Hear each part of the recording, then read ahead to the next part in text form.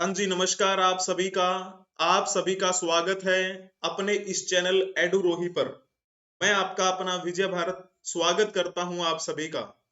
जैसे कि आपको पता है, हम डेली करंट अफेयर्स एनालिसिस किया करते हैं विद एमसीक्यूज। कोई भी न्यूज कवर करने के बाद एक मल्टीपल चॉइस क्वेश्चन आपसे पूछा जाता है, फिर दूसरी न्यूज की तरफ हम आगे बढ़ते हैं। ठीक इसी प्रकार का ये क्रम चलता रहता है। आज 18 मार्च है, तो चलिए स्वागत है आप सभी का सुप्रभात सीरीज में। चलिए पहली न्यूज हम देखते हैं। आपको पता है सीएए, सिटीजनशिप अमेंडमेंट एक्ट, अभी काफी दिनों से चर्चा का विषय बना हुआ है। अभी केंद्र सरकार के द्वारा सीएए के नियमों को लाया गया और उसी से संबंधित हमने न्यूज भी कवर की थी 15 मार्च को और 16 मार्च को भी, है ना। इसी सीएए यानी कि नागरिकता संशोधन अधिनियम को लेकर उपराष्ट्रपति जो हमारे श्रीमान जगदीप धनखड़ जी हैं, उन्होंने कहा है कि नागरिकता संशोधन अधिनियम का उद्देश्य मौजूदा नागरिकों के अधिकारों का हनन किए बिना प्रताड़ित अल्पसंख्यकों को राहत देना है। जैसे कि हमने कवर भी किया था, सीएए को लेकर याचिका भी दायर की गई थी कि विशेष वर्ग के साथ ये अन्याय जैसा है ना, धार्मिक आधार पे ये भेदभाव हो रहा है। लेकिन इन्होंने कहा है कि ऐसा नहीं है, ये नागरिकों के जो भारत में नागरिक हैं उनके अधिकारों का कोई भी हनन इसमें नहीं होने वाला।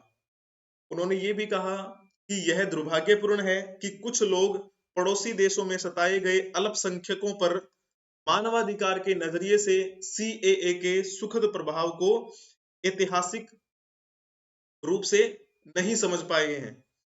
तो जैसे आपको पता है, हम बात कर रहे हैं उपराष्ट्रपति के बारे में, है ना। उपराष्ट्रपति, तो थोड़ा सा पहले मैं आपसे क्वेश्चन पूछ लेता हूं, उसके बाद में उपराष्ट्रपति पद जो है उसके बारे में हम बातें करेंगे। भारतीय संविधान के अनुच्छेद रिक्त स्थान के तहत भारत का एक उपराष्ट्रपति होगा। There shall be a vice president of India under article of the Indian constitution. तो बता दीजिए कौन सा इसमें से ठीक रहेगा, जल्दी जल्दी से देखते हैं। तो जिन्होंने इसमें ऑप्शन टिक किया होगा, ऑप्शन ए उनका बिल्कुल ठीक रहेगा।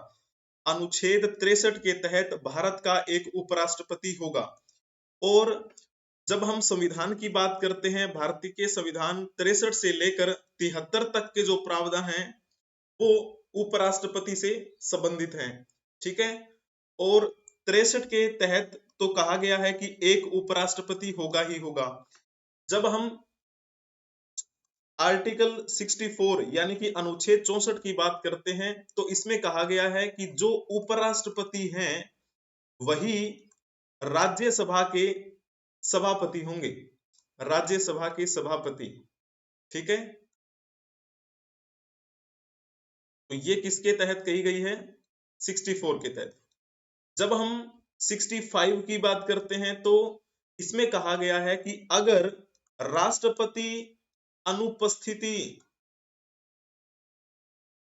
दर्ज करवाते हैं, यानी कि राष्ट्रपति किसी कारणवश अपने पद पर नहीं है, आकस्मिक रिक्तियों के दौरान जो उपराष्ट्रपति है वही राष्ट्रपति की भूमिका निभाएंगे। ये है 65 के तहत, ठीक है। और अनुच्छेद 66 की बात करते हैं तो इसमें कहा गया है कि उपराष्ट्रपति का निर्वाचन संसद के दोनों सदनों संसद के दोनों सदनों के सदस्यों से निर्मित निर्वाचन मंडल से किया जाएगा। दोनों सदन कौन से? लोकसभा और राज्यसभा। तो इनके जो सदस्य होते हैं उनसे ही एक निर्वाचन मंडल बनता है और फिर उनका क्या है, निर्वाचन होता है।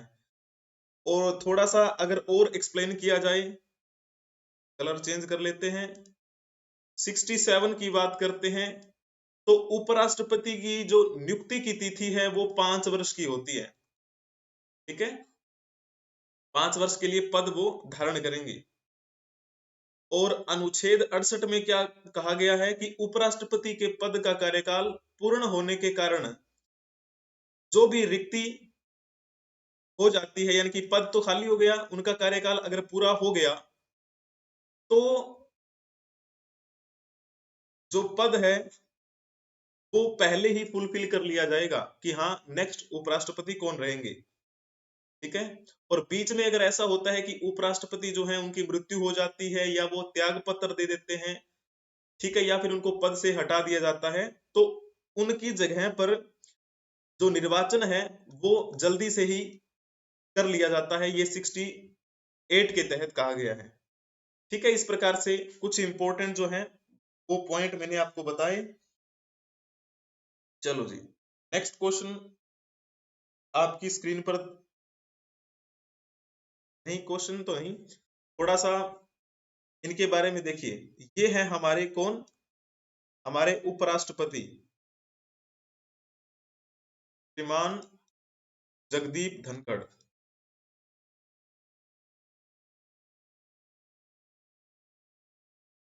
ये उस समय की फोटो है जब ये उपराष्ट्रपति के रूप में शपथ ग्रहण कर रहे थे। इनके खुद की ही ऑफिशियल जो इंस्टाग्राम की आईडी है वहीं से ये फोटो मैंने क्रॉप की है। और ये हमारे राष्ट्रपति श्रीमती द्रौपदी मुर्मू।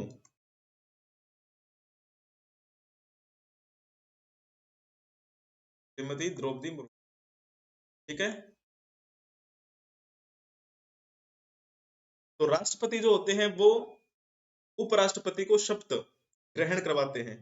और ये देखिए नीचे लिखा भी हुआ है, नवनिर्वाचित उपराष्ट्रपति का शपथ ग्रहण समारोह। ये देखिए ये इनकी फोटो है, श्रीमान जगदीप धनखड़ जो हमारे वर्तमान में उपराष्ट्रपति हैं। चलिए जी नेक्स्ट न्यूज की तरफ चलते हैं। Iran inks big contracts to increase oil production. Iran ने अभी वर्तमान में अपने तेल उत्पादन को बढ़ाने के लिए कॉन्ट्रैक्ट साइन किया है। इसकी सूचना ईरानियन ऑयल मिनिस्टर जावेद ओवजी ने दी। ठीक है, और जैसे कि आपको पता है जिस प्रकार हमारे यहाँ विक्रमी संवत होता है, शक संवत होता है, वैसे ही पर्शियन का भी एक अलग साल होता है। और वो साल कंप्लीट होने वाला है कल यानी कि 19 मार्च को। तो ईरान ने ये जो कॉन्ट्रैक्ट साइन किया है 19 मार्च, यानी कि जब तक ये इनका ईरानियन यानी कि पर्शियन साल कंप्लीट होगा तब तक ये पूरी डील कर लेंगे।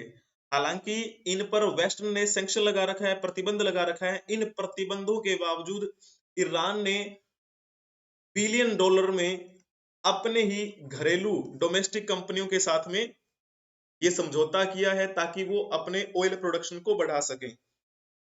और ये आप देख रहे होंगे ईरान के बारे में, ये ईरान का राष्ट्रीय ध्वज है। अब बात करते हैं जो ये ईरान है और पर्शियन में अंतर क्या है। तो जाहिर सी बात है ईरान वर्तमान का नाम है और प्राचीन समय में इसे क्या बोला जाता था, फारस। तो इसका नाम बदलकर ईरान कब किया गया, 1934 में। एक पहलवी राजा हुआ करते थे, उन्होंने इसका नाम बदलकर ईरान किया था। तो चाहे पर्शियन ईयर की बात करें, जैसे अभी यहाँ पे पर्शियन ईयर कह सकते हैं, चाहे आप बोल दो ईरानी साल, जैसा भी, ठीक है। और फिर एक समय ऐसा भी आया कि ये इस्लामिक गणराज्य घोषित हुआ जब 1979 में ईरान में इस्लामिक क्रांति की शुरुआत हुई। उसी के फलस्वरूप ईरान इस्लामिक गणराज्य घोषित किया गया 5 मार्च 1981 को। जब संयुक्त राष्ट्र का निर्माण हुआ उस समय संस्थापक सदस्यों में से इसका भी नाम था ईरान का। और ईरान ने सदस्यता कब ग्रहण की, जब इसकी स्थापना हुई थी संयुक्त राष्ट्र की, यानी कि 24 अक्टूबर 1945। ईरान की बात करते हैं तो ईरान की राजधानी क्या है, तेहरान। ठीक है, तो ये कुछ बिंदु ईरान से संबंधित आपको मैंने बताई। हालांकि ईरान का और भारत का संबंध तो बहुत प्राचीन है। जब हम प्राचीन इतिहास की बात करते होते हैं तब सबसे पहला आक्रमण भी किसका हुआ था? ईरानी आक्रमण हुआ था, है ना। ईरानी आक्रमण हुआ किसके नेतृत्व में? तो आपको ध्यान आया होगा, साइरस द्वितीय। साइरस द्वितीय हखमनी साम्राज्य का एक सुल्तान था, लेकिन वो सफल नहीं हो पाया। फिर उसी परंपरा के तहत एक व्यक्ति हुआ जिसे हम दारा प्रथम कहते हैं और उनकी भाषा में डेरियस प्रथम कहते हैं। ठीक है, तो ये सफल हो गया था यहाँ पर। और फिर बाद में यहाँ पर जो ईरानी जो लिपि है उसका भी विस्तार हुआ, ईरानी परंपराएं हैं वो भी यहाँ पर विकसित हुई और भारत की परंपरा और ईरानी परंपरा का मिश्रण हमें देखने को मिला। और उसका परिणाम ये भी हुआ कि हमारे और ईरान के साथ व्यापार के संबंध भी बने और वर्तमान में भी आप ये देख भी सकते हैं। चलो जी, ईरान से संबंधित एक क्वेश्चन आपके सामने दिया गया है, बताने का प्रयास करेंगे। ईरान की मुद्रा जो है वो कौन सी है? ईरान की मुद्रा जल्दी से बता देंगे। ईरान की मुद्रा बड़ा सिंपल सा है, जिन्होंने ऑप्शन टिक किया होगा ऑप्शन बी उनका बिल्कुल ठीक रहेगा, रियाल। ईरानी रियाल जो है वो ठीक रहेगा। और जब बात करते हैं येन, येन कहाँ की मुद्रा है? येन है जापान की मुद्रा। और दिनार कहाँ की है? कुवैत। कुवैती दिनार आपने सुना होगा ना, कुवैती दिनार। और दिरहम की बात करते हैं तो दिरहम कहाँ का है? यूएई। ठीक है, यूएई की। और रियाल आपने एक नाम और भी सुना होगा, सऊदी अरब, तो वहां की भी क्या है? ये करेंसी है जिसे हम सऊदी रियाल कह देते हैं। ईरानी रियाल और सऊदी रियाल, इस प्रकार से। चलो जी, नेक्स्ट न्यूज देखते हैं। पैरा तीर अंदाज और अर्जुन पुरस्कार विजेता सुश्री शीतल देवी भारत निर्वाचन आयोग की राष्ट्रीय दिव्यांगजन आइकन होंगी। ठीक है, और इसी से संबंधित भारतीय बाधिर क्रिकेट संघ और दिल्ली एवं जिला क्रिकेट संघ के बीच में रोमांचक मैच का प्रदर्शन भी हुआ। ठीक है, तो सबसे पहले हम बात करते हैं अर्जुन पुरस्कार विजेता सुश्री शीतल देवी के बारे में। तो यहां पर आप देख रहे होंगे ये हैं शीतल देवी। इनसे बहुत कुछ सीखा जा सकता है, इनके दोनों हाथ नहीं है फिर भी इनका जज्बा काबिले तारीफ है ना। तो वैसे तो हमारे पास सब संसाधनों का एक अंबार होता है और हम जब सफल नहीं हो पाते तो बहाने बनाते हैं ना कि नहीं नहीं मेरी कंडीशन अच्छी नहीं थी। अब यहाँ पर आप देख सकते हैं बहुत कुछ सीखा जा सकता है इनसे। और इनको 2024 में ही क्या मिला था? अर्जुन पुरस्कार। और इनको अर्जुन पुरस्कार से सम्मानित किया गया हमारे वर्तमान राष्ट्रपति श्रीमती द्रौपदी मुर्मू के द्वारा। तो जब बात करते हैं अर्जुन पुरस्कार के बारे में, अर्जुन पुरस्कार, इसमें आप देख पा रहे होंगे, फोटो ही देख लीजिए। इस फोटो में क्या दिखा रहा है आपको? ये देखो, अर्जुन की कांसे की प्रतिमा ये बनी हुई है, कांसे की प्रतिमा। आपने सीरियल भी देखा होगा या फिर आपने कथाएं भी अगर पढ़ी हैं तो उसमें ये चीज आपने देखी भी होंगी, है ना, कि किस प्रकार से अर्जुन ने नीचे एक जल में देखकर निशाना लगाया था ऊपर, है ना, जब उनका स्वयंवर हुआ था द्रौपदी के साथ। तो बहुत बड़ी बात है ये। अर्जुन पुरस्कार ठीक वैसे ही उसी भावना के साथ दिया जाता है जो एक अर्जुन की तरह काम करे। और इसकी यानी कि अर्जुन पुरस्कार की शुरुआत कब हुई थी? 1961 की बात है ये। यह पुरस्कार भारत सरकार द्वारा खेल के क्षेत्र में लगातार 4 साल तक बेहतरीन प्रदर्शन करने पर दिया जाता है। चाहे हम बात करें खेल की, चाहे हम बात करें लीडरशिप क्वालिटी की, ठीक है, चाहे हम बात करें खेल की, चाहे अनुशासन की, कि 4 साल तक अगर आप बेहतरीन प्रदर्शन करते हैं इन क्षेत्रों में तो अर्जुन पुरस्कार आप पा सकते हैं। इसमें आपको कांसे की प्रतिमा मिलेगी अर्जुन की और 15 लाख रुपए प्लस में एक प्रशस्ति पत्र यानी कि प्रशंसा पत्र दिया जाता है। ठीक है, ऐसे आपको बातें ध्यान में रखनी है। अभी 2024 में ये कार्यक्रम का आयोजन किया गया जिसमें सुश्री शीतल देवी को ये पुरस्कार मिला और मोहम्मद शामी जो हमारे क्रिकेटर हैं बॉलर उनको भी मिला। ठीक है, तो इस प्रकार से अभी जो कार्यक्रम हुआ था, जो विजेता टीम थी उस विजेता टीम को किसने सम्मानित किया? जो हमारे मुख्य चुनाव आयुक्त हैं राजीव कुमार जी, उन्होंने, और अभी नए 2 निर्वाचन आयुक्त नियुक्त किए गए हैं श्री ज्ञानेश कुमार जी और श्री सुखबीर सिंह संधू। इन्होंने विजेता टीम को सम्मानित किया और हमने 2 दिन पहले ही न्यूज को कवर किया था कि इन 2 निर्वाचन आयुक्तों की नियुक्ति बड़ी जल्दबाजी में हुई, ऐसा कहना था पेटिशनर का, है ना। उन्होंने कहा ये तो जल्दबाजी में हुआ है और इसे क्या है रोक देना चाहिए, सुप्रीम कोर्ट ने मना कर दिया था। तो ये वही है ज्ञानेश कुमार और सुखबीर सिंह संधू जिनकी नियुक्ति हाल ही में हुई है, ये न्यूज हमने कवर भी की थी। और मुख्य चुनाव आयुक्त तो आपको पता है राजीव कुमार है ही। और ठीक है, तो इस प्रकार से ये अभी क्वेश्चन बता दीजिए इसी न्यूज से संबंधित, ये भारतीय बाधिर क्रिकेट संघ जो है उसकी स्थापना कब हुई थी? मैंने बताया ना आपको बीसीसीआई की सहयोग से भारतीय बाधिर क्रिकेट संघ ने इसका आयोजन करवाया था, जिसमें जीतने वाली टीम को राजीव कुमार जी और जो 2 अन्य आयुक्त हैं उन्होंने सम्मानित किया। तो भारतीय बाधिर क्रिकेट संघ की स्थापना कब हुई वो बताना है आपको, इसे बताएंगे। जिन्होंने इसमें लिखा होगा ना ऑप्शन सी उनका बिल्कुल ठीक रहेगा। ये बात है 2020 की।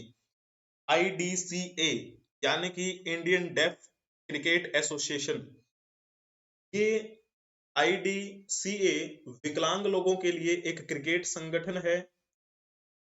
और जब हम 1 महीने पहले की बात करते हैं यानी फरवरी 2024 में वीरेंद्र सिंह जो हैं उनके नेतृत्व में 15 सदस्यीय टीम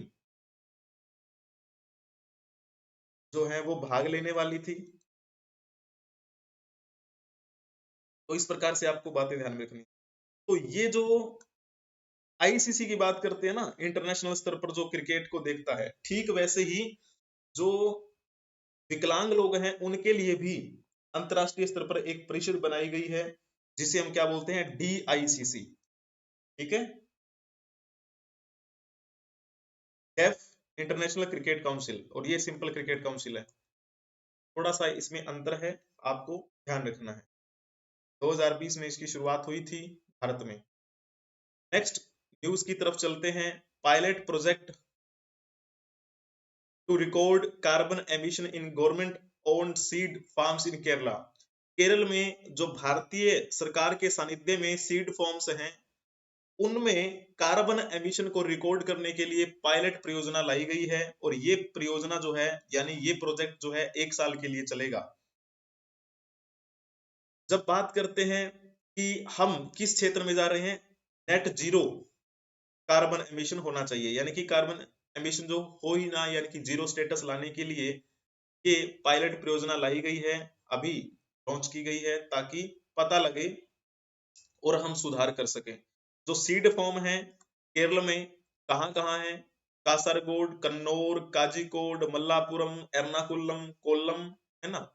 और इसी के साथ साथ एक वहां पर आदिवासी घाटी भी है जिसे हम क्या बोलते हैं अथिरापल्ली ट्राइबल वैली, इसको भी इस प्रोजेक्ट का हिस्सा बनाया गया है। और ये 2-3 दिन पहले इस मेमोरेंडम पर साइन किए गए। इसके साथ कोझिकोड बेस्ड सेंटर है एक water resource development and management और डिपार्टमेंट ऑफ एग्रीकल्चर आपस में। ठीक है, और the project will be led by KV श्रुति, के नवीन, MC शरतजीत और संतोष ओंटे, ये साइंटिस्ट हैं कहां से, CWRDM से। तो बेहतरीन परिणाम हमें देखने को मिलेंगे, प्रयास जारी है। कार्बन एमिशन से ही एक संबंधित क्वेश्चन है रेलवे के बारे में, इसके बारे में बता दीजिए। भारतीय रेलवे का लक्ष्य कब तक दुनिया का सबसे बड़ा हरित रेलवे नेटवर्क बनने के लिए शुद्ध शून्य कार्बन उत्सर्जन हासिल करना है? By when does Indian Railways aim to achieve net zero carbon emission to become the world's largest green railway network?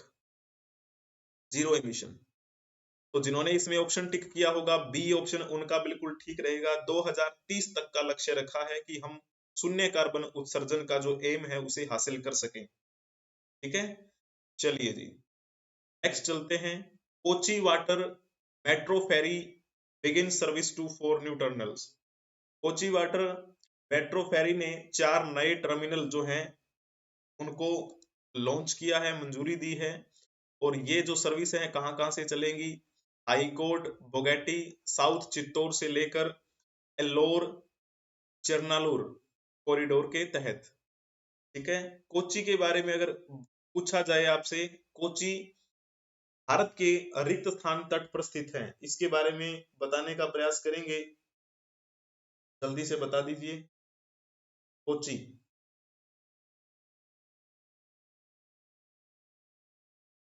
तो जिन्होंने इसमें ऑप्शन टिक किया होगा, जैसे हम ऐसे मैप बनाते हैं ना, तो मैप बनाते हैं तो ये जब दक्षिण क्षेत्र का ये बनाएंगे ऐसे, है ना। तो यहाँ हमारा केरल है और केरल में ही आपको पता है कोच्चि बंदरगाह आपको दिखाई देता है। तो इसको पूर्व कहा जाए तो इसको हम पश्चिम बोलेंगे, इसको उत्तर और ये दक्षिण दिशा। तो इस साइड में है तो ये पश्चिम और ये दक्षिण। तो दक्षिण पश्चिम जिन्होंने ऑप्शन टिक किया होगा उनका बिल्कुल ठीक रहेगा, बहुत ही बढ़िया। कोच्चि भारत के दक्षिण पश्चिमी तट पर स्थित है और केरल में। यह भारत के सबसे बड़े बंदरगाहों में से एक है। जब हम कोच्चि बंदरगाह की बात करते हैं तो कोच्चि झील का नाम भी आपने सुना होगा ना, कोच्चि झील। कोच्चि झील, वहां पर द्वीप भी बने हुए हैं, वेलिंगटन द्वीप और वल्लारपदम द्वीप, तो उन्हीं पर ये बना हुआ है, वल्लारपदम, वेलिंगटन। Next, IPL 17 countdown. आपको पता है अभी वर्तमान में आईपीएल 17 शुरू होने वाला है और बहुत जल्द ही इसकी शुरुआत भी हो जाएगी। तो जब इसके बारे में बात करते हैं तो इससे पहले 16 एक्शन हो चुके हैं। आरसीबी अभी तक कोई भी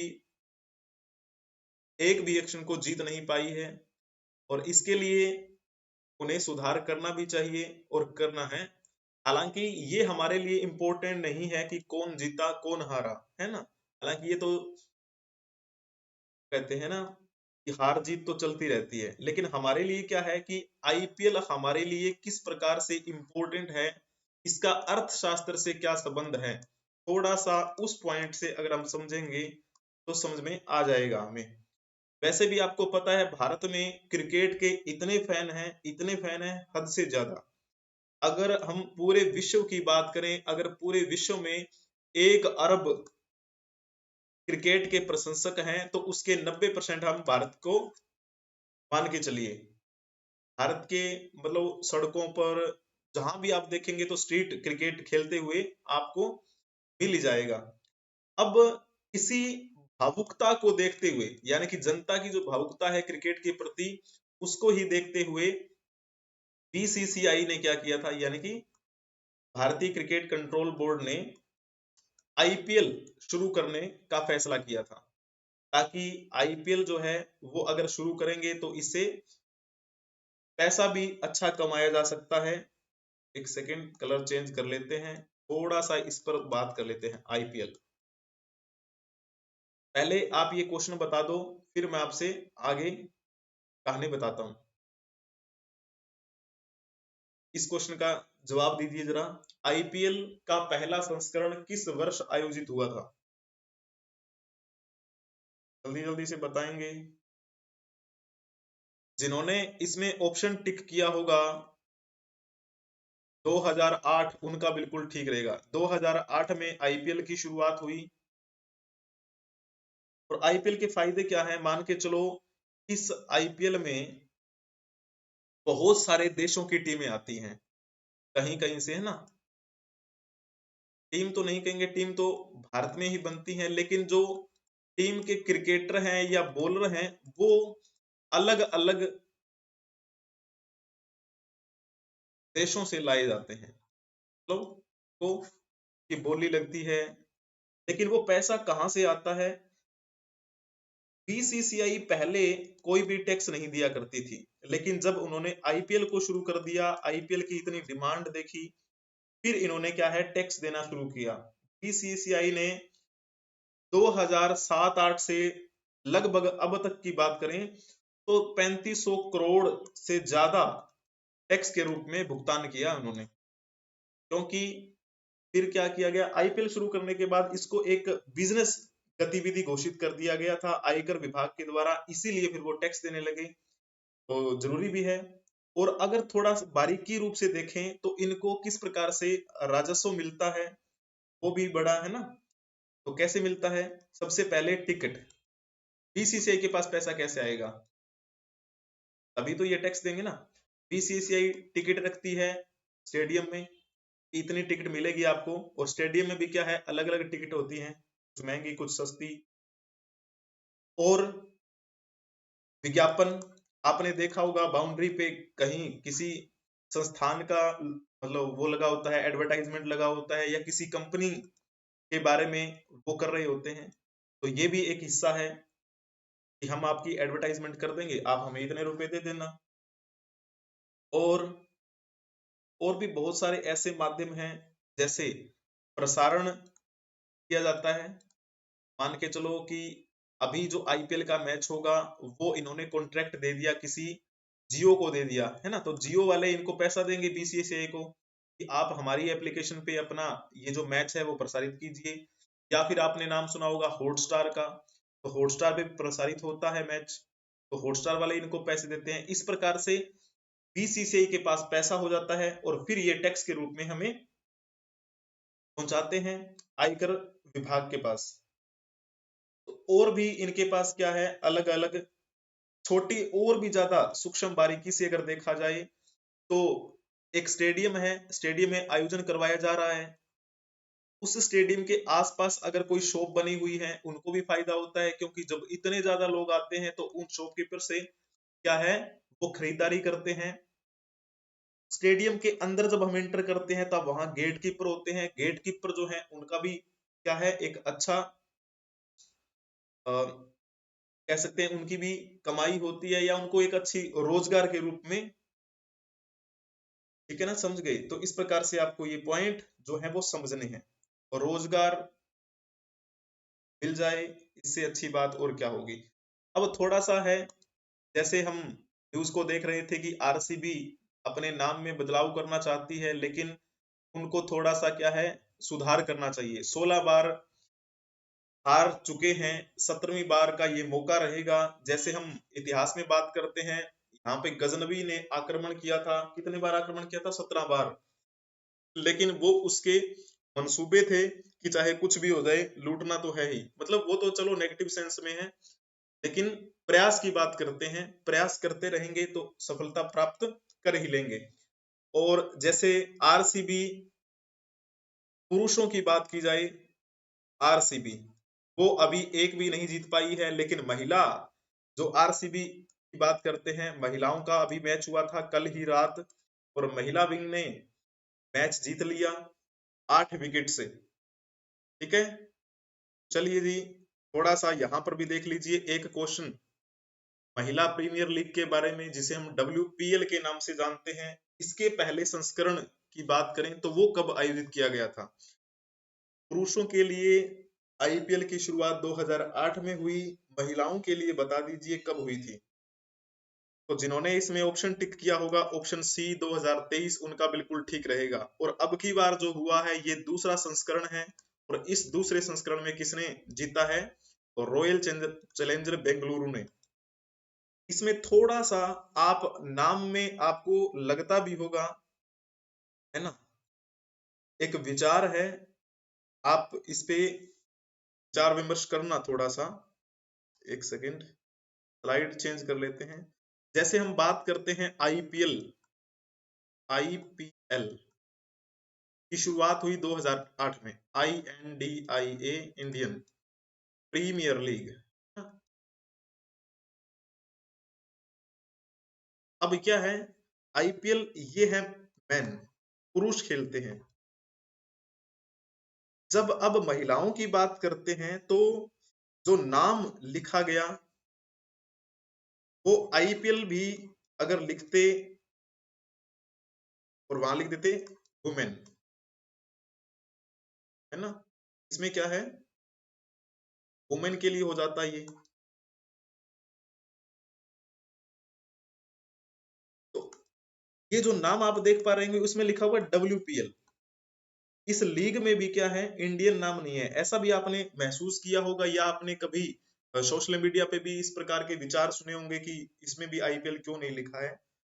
तो जहां तक हम बात करते हैं ये किस प्रकार का परिणाम है, एक समाज की बात करते हैं ना, हमारा सामाजिक ढांचा कैसा है, पुरुष प्रधान समाज। चाहे हम शब्दों की बात करें, जो डिक्शनरी में शब्द बनते हैं, आज से पहले जो शब्दकोश बनते आए हैं वो पुरुषों को ध्यान में रखते हुए बने हैं। जैसे अभी हमने आज एक न्यूज कवर की थी राष्ट्रपति के बारे में, है ना, राष्ट्रपति। थोड़े दिन पहले ये भी मुद्दा उठा था कि राष्ट्रपत्नी शब्द क्यों नहीं यूज किया गया, है ना। जब इन शब्दों को इजाद किया जा रहा था उस समय ऐसा हो सकता है कि महिलाओं के बारे में ये ना सोचा गया हो शब्दों को इजाद करने में। यानी कि शब्द भी ऐसे होने चाहिए जो निष्पक्ष हों। एक सेकेंड, अगर हम प्रधानमंत्री शब्द की बात करते हैं, प्रधानमंत्री, इसमें भी क्या है, प्रधान, यानी कि पुरुष जो है, पुरुष प्रधान समाज का ये झलकता है। पति, ये भी पुरुष प्रधान समाज, ठीक है। तो इसमें जो आईपीएल और WPL में जो अंतर है नाम में, उसमें शायद थोड़ा सा आप फील कर पा रहे होंगे। हाँ, तो इसमें थोड़ा और गहराई के साथ आप जाने का प्रयास करेंगे और धीरे धीरे क्या है, विस्तार होता चला जाएगा एक नए विचार का। तो चलिए जी, धन्यवाद आप सभी का। आप वीडियो को लाइक कर दीजिए, चैनल को सब्सक्राइब कर लीजिए और अपने दोस्तों को भी भेज दीजिए। जब आप सर्च करेंगे एडुरोही ऑफिशियल तो आपको यहाँ पर हमारी जो डेली क्लासेस हैं वो मिलती रहेंगी। और एक चैनल और है एडुरोही ऑफिशियल शॉर्ट्स, इसमें आपको शॉर्ट्स वीडियो मिला करेंगी, ठीक है। तो चलिए जी, बहुत बहुत धन्यवाद आप सभी का। और जो हमने ये क्लासेस की हैं इसका